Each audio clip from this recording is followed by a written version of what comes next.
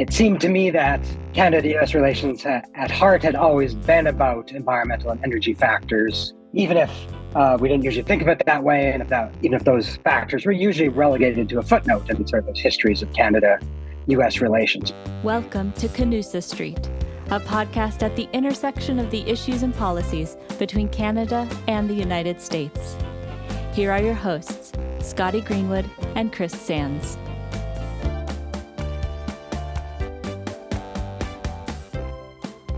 Welcome back to Canusa Street, everybody. I'm Scotty Greenwood with Canadian American Business Council and joined by the best podcast co-host on the history of history, Professor Chris Sands of the Woodrow Wilson Center. Hey, Chris, how you doing?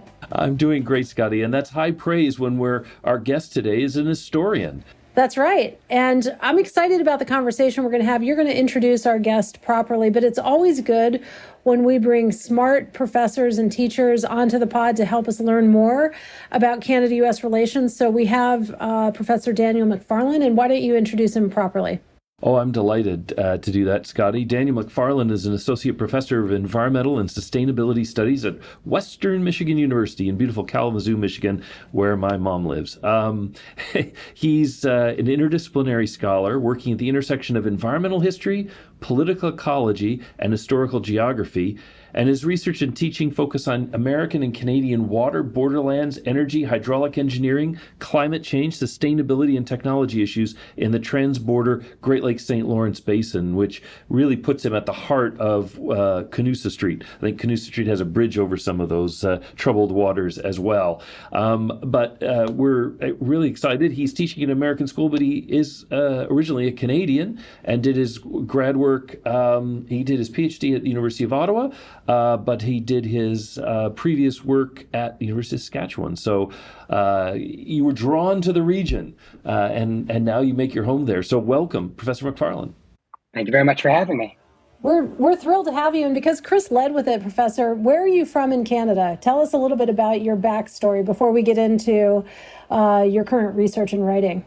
Sure. Well, I just missed out on being born by a matter of months near Lake Ontario, but my parents moved out to Saskatchewan right before I was born. So I grew up on the prairies, but at heart, I guess I always felt like I was from the Great Lakes Basin. So that's where I located to for grad school later on. And now I think of myself as a citizen of the Great Lakes Basin, regardless of which side of the border I live on. Well, and the Great Lakes are a perfect analogy for Canada and the United States because we are connected in so many ways, including our ecology, our water and our air and our land and our critters and our spirits in some ways. So Chris mentioned it, but maybe we could tee up right now with your most recent book. We love interviewing authors and Natural Allies, Environment, Energy, and the History of Canada-US Relations. That is a lot. Maybe talk to us about what the book is about in more specifics and why did you write it? Sure. Well, the book is about, I guess I would say, reconceiving the history of Canada-US relations with a focus on those subtitles, environment and energy, just because out of my previous books and research I'd done on things like the St. Lawrence Seaway, the transnational remaking of Niagara Falls, the International Joint Commission, it seemed to me that Canada-US relations at heart had always been about environmental and energy factors, even if we didn't usually think of it that way, and even if those factors were usually relegated to a footnote in sort of those histories of Canada-US relations. Partly because we think of environmental diplomacy, I think, mostly as environmental protection, so sort of post-1970s United Nations climate change sorts of things. But if we think of environmental diplomacy as any type of diplomacy that deals with natural resources, then Canada-US relations has always been that. And in fact, right from the beginning, arguably more the negotiations and things that the two countries dealt with were about environmental things like fish and border waters. So right from the beginning, even more before we get into the more modern times where it has a more obvious environmental focus, it's always been about that. Well, and I love that you went back to the classics and talked about J. Bartlett Brebner and some of that early work. James Shotwell had that series put together that really coincided with the start of diplomatic relations. We'd lived next to each other, but we hadn't really thought about each other in such a systematic way. So this has always been part of the conversation. how do you think it has changed maybe more recently? I'm not sure there are that many people who are smarter about Canada-U.S. relations, but are we understanding each other differently now? I mean, the introductions are over. Now we've got quite a rich relationship, but do we understand each other any better than we did? Yeah, I mean, I think so, and that's partly a result of. I mean, it kind of gets into, maybe I'm taking the question in the wrong direction, but sort of the special relationship, right? And so a lot of people will argue, how much is that cultural and that sort of thing. I guess I'm arguing in this book it's more geographical and natural resource based. So that history of sharing landscapes and waters and ecosystems creates some of those affinities, but also in cases like the Great Lakes where you have to share and cooperate in order for both sides to get the most out of it lends itself to cooperation. So to the extent that there is cooperation in the more recent times, I think that's a product of a lot of those environmental factors. So right, so that's probably the way it's changed. In the early years, it was partly about Canada, asserting its independence from Britain, and again, that's where these natural factors play a role. British diplomats don't know, the cubic feet per second of a particular water body. They're too far away, especially 100 years ago, with lack of information, or so that on the ground knowledge that you need to have about negotiating over border waters or fish kind of allowed Canada to gain its diplomatic independence, I think, earlier, either both informally and formally. And all that plays into creating what I think is a lot of that special relationship, to the extent there is one, between the two countries.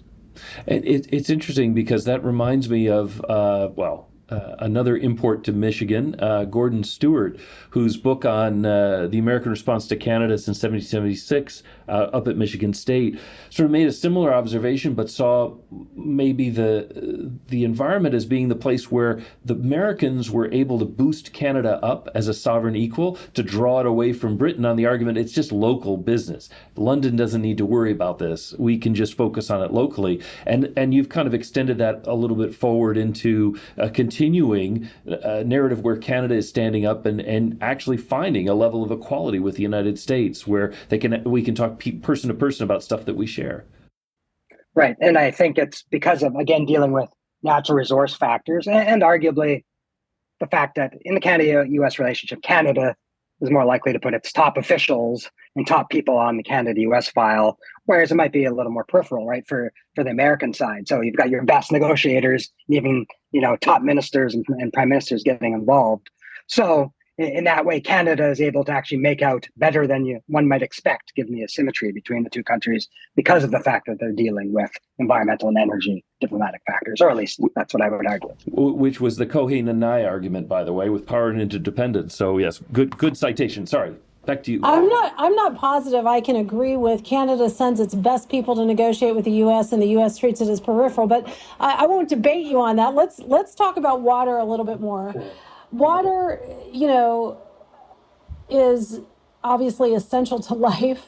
And in the Great Lakes in particular, I think there's an appreciation for the centrality of water, not only for food, but also for navigation, for trade, for commerce, really for a whole way of life. So do you think Canada and the United States over time have sort of gotten it right with respect to how we manage our common waterways? I mean, you've written a lot and taught a lot about not just the Great Lakes, but the St. Lawrence Seaway, the International Joint Commission, which, as our listeners may know, it was set up years ago to figure out a way to try to manage our common waterways. Are the models working? Is the bureaucracy that is set up to deal with our common waterways, is it functional? Is it working? What do you think? Yeah, I mean, I think out of any two countries, they might have the best working relationship when it comes to water. I mean, I do argue in the book it's easy to exaggerate that the IJC became a model for the rest of the world because no one's really ever copied it very directly. But certain things like the Great Lakes Water Quality Agreements and other aspects of it have been, sort of become a bit of a model for other places.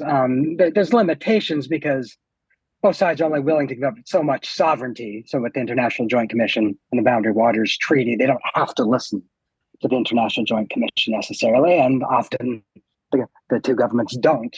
but there's been many times when they did, and such as the Great Lakes Water Quality Agreement that I mentioned. So, I mean, I think it was probably more important or had more influence, the commission that is, at certain points in the past. Yeah, this is interesting. Can give us an example of a time when the International Joint Commission made a recommendation and one or the other of the countries just said, no, thank you. Can you Right, but we've had a number of cases with the Milk St. Mary dispute, different cases in British Columbia, and then again with garrison diversion and things like that. To a certain extent with the St. Lawrence Seaway, some of that had happened as well. So in some of those cases, both the St. Lawrence Seaway, for the navigation aspect, they ended up making a government-to-government agreement outside of the IJC, but used the IJC for the hydropower aspect. And the same thing with the 1950 Niagara River Diversion Treaty. They make an actual agreement between the two countries and just then have the IJC oversee the technical implementation and monitoring of that. So when it's advantageous, I think, to governments, and it's a useful thing to have. And then there's been other times, especially in recent decades, where they might tend to ignore the IJC if it isn't convenient to listen to them. Well, on that point, one thing that's I found a little surprising is that in one of our current bilateral disputes over Enbridge's Line 5 pipeline, which the governor of the state of Michigan believes poses a risk if they upgrade the pipeline to the Great Lakes because it moves under the Straits of Mackinac. We've talked about it on the program before. I was a little surprised that the IJC wasn't brought in to evaluate the science on all of this. There have been lots of claims and counterclaims by Michigan, by the federal governments, and I know the Army Corps of Engineers, which is represented on the IJC, is already doing some of this study, so it's not. But here the two governments had a disagreement. There was a state and a province, and you had the two feds. Why didn't they refer it to the IJC? Have we forgotten that we have this resource? I think it's mostly because it is a disagreement, and they don't send things to the IJC if they're disagreeing about it. It's where it's sent to implement or sometimes to put to bed certain issues they don't want to deal with. But when there's an issue like this where you've got a lot of friction of what the United States may want, especially Michigan and Canada, you need both countries to agree to send a reference to the IJC. So I would imagine it's a non-starter because neither side wants the IJC to address that matter. Interesting. Now, one thing that stood out for me in reading the book was it was a comment that although we're very linked, that for Canada, hitching their wagon to the U.S. star was a bit of a Faustian bargain. Good in the front end, but maybe with longer term negative implications. Can you unpack that a little bit? Sure. I mean, it depends on one's perspective. When I say where it was good is definitely prosperity and affluence. So Canada becomes a much richer country with a much higher standard of living because of giving U.S. access to resources, trading with the United States, and that sort of thing. So, but it was the perpetual sort of balance between affluence versus sovereignty, because that involves, of course, giving up some types of sovereignty, some more direct than others. And then, I mean, the U.S. does treat Canada fairly well in terms of not playing hardball politics, I would argue, given the power differences between the two. But I argue in the book it's because Canada is good at reading the tea leaves and knowing what's going to be acceptable to the U.S. without the U.S. having to beat it over the head. So Canada sort of acquiesces in advance on a lot of key issues. So, but I mean, so that's the tension, I think, is prosperity versus sovereignty. So for those who would, don't like the giving up of sovereignty, that's where it's more of, I think, the Faustian bargain. And I want to get, of course, Scotty, a chance to get in, but I'm just nerding out on this discussion because it's really interesting to me. You've got a... Sorry, but you've got a phrase in there that really also struck me, which was this discussion of natural security. The title of the book is Natural Allies, but the idea that instead of on a sovereignty basis focusing on national security, because of the overlap, the integration of the environments, both countries need to think more in terms of a natural security of our natural environment that is livable, sustainable, et cetera, for us. And I found that very interesting. Do you see that as an aspirational goal we could work to, or the kind of thing that's actually beginning to gain traction among environmentalists and policymakers that you've observed so closely in the Great Lakes? I think it's more aspirational because we're not that close to it. There's certainly people, I think going towards that, but it's just sort of the argument and drawing from, sustainability, environmental studies that If you have models of sustainability, if you don't have a functioning ecosystems environment, the economies and societies aren't going to thrive in the long run. Not to mention, I think we're seeing at least in North America, greater threats to actual human security coming from climate change and water resources, that sort of thing, rather than external military forces for the most part. So it's both that environmental aspect, but even just our straightforward type of security might be more threatened by what's happening ecologically. So we're going to take a little break here. This is interesting. And when we come back, I'm going to ask you, Daniel, about another body of water. We've been talking about, if you're Canadian, looking south to the boundary waters, but there are other boundary waters if you look north, and that's up in the Arctic. So we're going to talk about that when we come right back. Are you red, white, and blue, or just red and white? Beaver or bald eagle? Ryan Reynolds or J-Lo? Canusa Street, a masterclass in cross-border relations. This is where Canada and the United States intersect on the policies and issues of our two great nations. But you know that already. That's why you're here. The question is, if you want more of this bilateral bonanza delivered directly to your inbox, and you know you do, how about signing up for Scotty Greenwood's weekly email updates on Canada-US relations? Head to cabc.co to sign up today. And now back to Canusa Street. Welcome back to Canusa Street, everyone. This is Chris Sands, and I'm here with the great Scotty Greenwood, and we're talking today to Daniel Macfarlane, an associate professor of environmental and sustainability studies at Western Michigan University in beautiful Kalamazoo, and the author of a new book, Natural Allies, A History of U.S.-Canada Environmental and Energy Diplomacy. And when we took the break, Scotty was about to shift us north. That's right. And just for our listeners' benefit, I haven't pre-gamed any of this with Professor Macfarlane, so you can punt this one if you want, because it's not necessarily germane. But as we talk about Canada-U.S. collaboration on water and our boundary waters, thinking about the Great Lakes and the St. Lawrence and the Columbia River, everything that is between us, kind of more or less along the 49th parallel, it also makes me think about the shared waterways in the Arctic. And so I'd love just your perspective on, are the systems set up for Canada and the United States to collaborate as efficiently up north? Are people even paying attention to the boundary waters and the shared waterways in the Arctic as we do, for example, in the Great Lakes? What do you think about that? Well, I think a lot of scholars and policy experts and government officials are definitely paying attention to what's going on up north. I don't think there's as much attention within the public there, but there's certainly some, because that's a historical flashpoint, right? With U.S. sending ships through, did that have Canadian permission or not? But the other interesting aspect of that is that those waters bring in other countries rather than just being Canada and the U.S. dealing directly with each other. So that does lend itself to them cooperating to be on the same page, maybe in opposition to countries like Russia, or working with other, circumpolar northern countries. So it's a different set of factors, I think. And there's also some uncertainties in terms of, national jurisdiction, offshore water rights, and then mineral and fossil fuel rights there. So I definitely think it'll be a bigger problematic issue moving forward than probably the Great Lakes are as likely to be, or somewhere like that. So it's definitely one people should be paying attention to. And to be fair, I think there are a lot of scholars who are definitely paying attention to the North.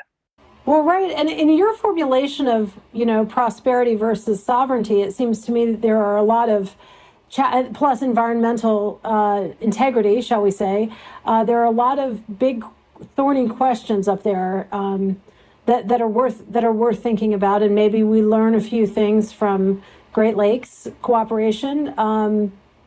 Maybe we don't, but these issues become more and more important as the ice up there turns to liquid, right? Right. To take a bit of a cynical view, even of what we've done in the Great Lakes, we could argue some of the Boundary Waters Treaty and some of those agreements were agreements to mutually exploit environments and do so most productively and cooperatively. So that part maybe could be, that's applicable to what's going on up there, in that it's about resources, I think, in many cases. That's why governments and people are looking at what's going on up there. So the type of things I mentioned. types of things I mentioned earlier with fossil fuels and things like that. But we've also sort of a different ballgame now than it was in, say, 1909, where we're a lot more cognizant of the impacts of do we want to be bringing up fossil fuels and things like this, given climate change and all those types of worries. So in that sense, it's some history repeating itself, but a whole new different set of factors, especially when we add in that it's not just Canada and the US dealing with each other, but other countries that are claiming rights up north as well. Let me pick up on that if I can, and it's really more of a political sciencey question than a history question, but maybe you can give us a little perspective on. Yes, it's Canada, the U.S., and the Great Lakes region in many ways, but it's also the states, the provinces, local governments. I remember for a while when our Great Lakes water levels were falling, one of the big fights was with Chicago that wanted to take more water out of the lakes to support the city's drinking water, etc. To what extent are the international relations, if you can call it that, around shared waters really multi-level? Your Putnam two-level game times 10 because there's so many different players, so many different egos, and so many different capabilities that could potentially come to the table. Right. Yeah, you're absolutely right that this is multi-level. We've got lots of subnational jurisdictions and sub-federal diplomacy going on. I mean, in the book, I actually argue that it's dealing with issues and like the Great Lakes and others, where you've got Ontario as a province, some of the other states are actually first asserting themselves as diplomatic actors, because when it comes to the Great Lakes, for example, the provinces, had attained the jurisdiction over hydroelectric power. So an agreement on building a hydroelectric dam, say in the St. Lawrence or Niagara Falls, requires provincial input. And the same way with the states, and you mentioned the Chicago diversion, right, going back to 1900, that remains an issue because you've got other states, such as Michigan, but other U.S. states who are trying to fight domestically through the courts and other ways. Chicago unilaterally taking water out of Lake Michigan and then making common cause with Canada as well. So that's manifests itself more recently with the Great Lakes Compact and then the companion agreement to try to prevent diversions out. And I'm always fascinated, and there are a couple places in the book where you talk about the kind of conversation we have, and there's always the raw politics, of interests and who's got the most votes and all of that. But it seems as though we found a common vocabulary often around science and around numbers, quantities, data, where the political arguments have their place, but we can at least agree on the shape of the table because we're talking about numbers. I wonder if you think that's still true today. And I wanted to focus on one institution that doesn't get a lot of play in the book, but that's the North American Commission on Environmental Cooperation up in Montreal, created as part of the NAFTA, the one institution that was sort of a NAFTA side agreement institution that survived through to the USMCA in a lot of ways, although I think we still have the NADBank, but we don't have the Labor Commission, we don't have some of the others. So do we still have the ability to have a conversation on data and on science, or has that become so political now that it's politics that really rules, or can we put our faith in some of the science that's out there? Yeah, I'd like to think we still can, because there is that long history of, I think of examples with the Columbia River and again, the Great Lakes cases where you've got bureaucrats, technocrats, engineers speaking a common language representing different countries. And sometimes this is working through the International Joint Commission as well, where because they almost have more in common because of their shared occupation or their shared interest in developing something. So the flip side is that often became become politicized as well. But yes, I'm trying to think the answer of it as I answer. I think it's still a key part, but I can definitely also argue that technical expertise in the numbers does get politicized quite often. So it's certainly a mix. Fair enough. I often launch into a question just talking for a while and trying to figure out what my question is. So as Scotty well knows. And we're coming into the home stretch of this particular podcast. Interesting discussion with Professor Macfarlane. I want to talk about you as a teacher. It's fall. We're recording this in fall 2023. Classes just started around the country. My son just started university, which is exciting.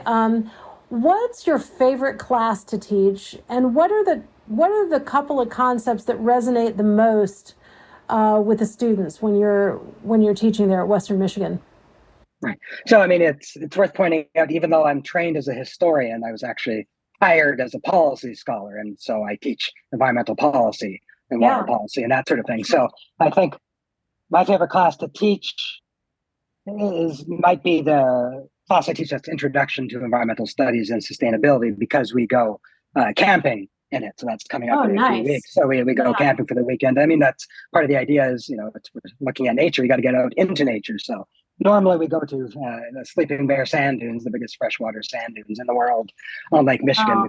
We've had to audible this year just because of some issues with insurance with national parks. So we're going to a different location. Hopefully we'll go back to it in the future. But doing that is usually always the highlight. I mean, we get to do a lot of outside things. I've taught other classes on the Enbridge oil spill, for example, in the Kalamazoo River. So for that class, we went kayaking on the Kalamazoo River and looked at where the oil spill happened to do things like that. So it's that being able to be in environmental studies, that ability to do those sorts of field trips and get outside. But I mean, in terms of types of concepts, I think that resonates with students. I mean, one that I can think of because I just did it today is often how much recycling is a scam, so to speak. Yeah. Like more than 90% of what we think we put out for recycling doesn't get recycled. And there's arguments that it was actually recycling sort of an invention of some of the big corporations that wanted us to use single-use plastics, not feel guilty about it. So that the whole recycling system is sort of a sham to get us to consume more and buy more. So I find that maybe it's just because I talked about it today, but recycling is kind of seen as a key plank of environmentalism. So to come out and say to students, use that sort of hyperbolic language about it, usually hits home with them a little bit. That gets people's attention, right? Right. Another premise, I'm not sure I can accept that it's a scam and it was an invention of big corporates. As somebody who is involved with the business community, who's doing a lot on recycling, but anyway, I get how that would be a headline grabber for a university course and quite interesting.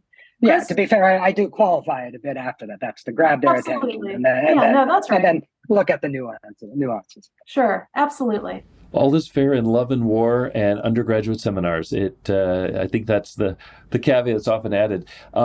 Daniel Macfarlane, author of Natural Allies, Environment, Energy, and the History of U.S.-Canada Relations, available wherever fine books are sold, including online, from McGill Queen's University Press. Thanks for coming and talking to us a little bit about the environmental dimension of our bilateral relationships, the way in which we work together, and giving us some hope that we can keep working together for another couple of 100 years. Really great to have you on the show. It's so good to have you. And now that we know that you can go kayaking in your class or camping, I think I want to sign up for your class. So thanks for coming on. All right. Thank you.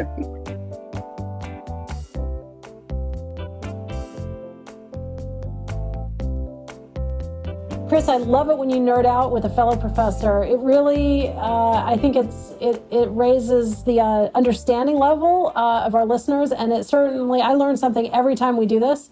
And historical references, putting things into context, that's a great way to go. Well, it was a lot of fun, and I hope I wasn't too self-indulgent on all of that. But it's something that we don't have enough of. People who really dig deep into the Canada-U.S. relationship and have give us a perspective on what we do well and what we do poorly. I was reminded listening to him of something that you've often said, which is that we're in the same waters but in different boats. I know that's been one of your metaphors, and this is a great example. We share the waters, but we do float on those waters in different boats, and reconciling the two is critical. It is critical, and water issues, whether it's what we drink, what we use for our agriculture, recreation, commerce, they're all giant. And food, food from the water, right? The protein that you get from the sea. These are all actually awfully large, and I'm glad we can talk about it in different ways. And I hope that our regular listeners on Canusa Street learn something each time. And send us your thoughts on this, listeners. Tell us what you think. Tell us what you want us to be talking about, your favorite professors, your favorite books, and who knows, maybe we'll invite them on to Canusa. We always have room for more on Canusa Street, and this was a great addition. Thanks, Scotty, for convening us once again. Thank you, and thank you for bringing us back to your mom's hometown, Kalamazoo. Pretty great. Maybe we can get my mom on one of these times. Oh, let's do it. Let us do it. That would be awesome. All right. Bye for now. Bye for now. This podcast is brought to you by the Canadian American Business Council and the Wilson Center. If you like this episode, help others find our show and give us a rating on Apple Podcasts or Spotify.